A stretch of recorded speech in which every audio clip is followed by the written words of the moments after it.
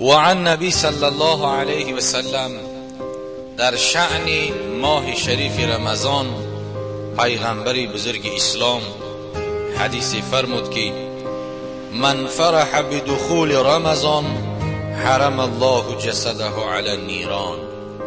رسول اکرم صلی الله علیه و سلم فرمودند که کدام شخصی از امتی من فرح بدخول رمضان، شاد شود، خرسند شود به داخل شدن ماه شریف رمضان، حرام میگرداند الله تعالی بر او آتش دوزخ را. هفت در دوزخ خدا برای او بنده حرام میگرداند که او بنده به داخل شدن ماه شریف رمضان خشنود شود. ماه شریف رمضان ماهی است که در این ماه از ابتدا تا انتها همه شیاطین بسته شده‌اند. مغلول الیدین هستند که دسته های اون شیطان ها، پاهای اون شیطان ها با زنجیرها بسته شده است که در این یک ماه گناه کم مشاهده می شود. در این یک ماه حتی همون بی توفیق هایی که هستند، بی نماز و بی عبادت هستند، در ماه شریف رمضان می بینی که عبادت میکنن. برای چی؟ شیطان در این ماه بسته شده است. شیطان که بسته شد انسان رو به خدا میارد، انسان طاعت عبادت میکند. این در حق همون خیل بی توفیقانی که در رمضان میخونند غیر رمضان نمیخونند دیگر، همون خیل کسانی هستند که وساوس شیطان در اونها مسلط شدگی هست.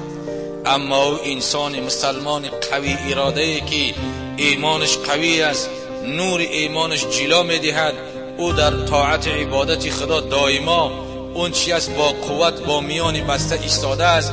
او را شیطان نه در رمضان نه در غیر رمضان گمراه و بدراه کرده نمیتواند. رسول خدا گفت کسی که به داخل شدن ماه شریف رمضان خرسند شود، خداوند آتش دوزخ با او حرام میگرداند. البته که چند روزهای به شمار ماند که روز شنبه بیگاش انشاءالله که تراویح میخونیم و روز شنبه البته همه دهانها بسته، همه در عبادت خداوند جل جلاله بسته. دیگر حدیث رسول اکرم صلی الله علیه وسلم گفت اذا کان اول لیلة من رمضان، شب اولی از ماه شریف رمضان، یقول الله تعالی، خداوند جل جلاله می گفته است در اول شب رمضان که من ذا الذی یحبنا فنحبه و من ذا الذی یطلبنا فنطلبه و من ذا الذی یستغفرنا فنغفر له بحرمت رمضان.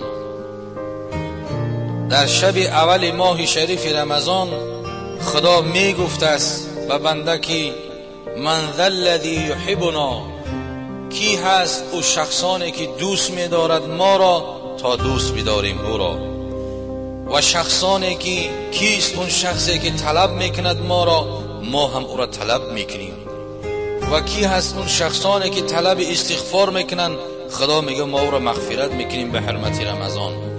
فیأمر الله تعالی، خداوند جل جلاله امر میکند کراما کاتبین فی شهر رمضان بأن یکتب لهم الحسنات ولا یکتب علیهم السیئات. خدا امر میکند کراما کاتبینی که در کتف راست چپ ما و شما هست، اون دو فرشته اعمال که در این یک ماه شما فقط نیکی های بنده را بنویسانید، ثبت کنید و بدی های او را ننویسانید. یعنی در ماه شریف رمضان هر نیکی که بنده میکند اگر در غیر رمضان یک به 10 باشد، در ماه شریف رمضان 1 به 700 است.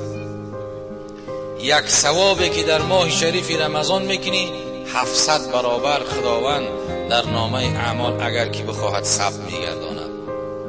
و یمحو الله تعالی عنهم ذنوبهم الماضیه. در ماه شریف رمضان بنده به صدق اخلاص روزه بگیرد، خودش گرسنه بماند، خودش تشنه بماند، خالص به خاطر خدا باشد، خداوند جل جلاله ذنوب ماضیه، گناهان گذشته بنده را محو میکند و کوره میگرداند.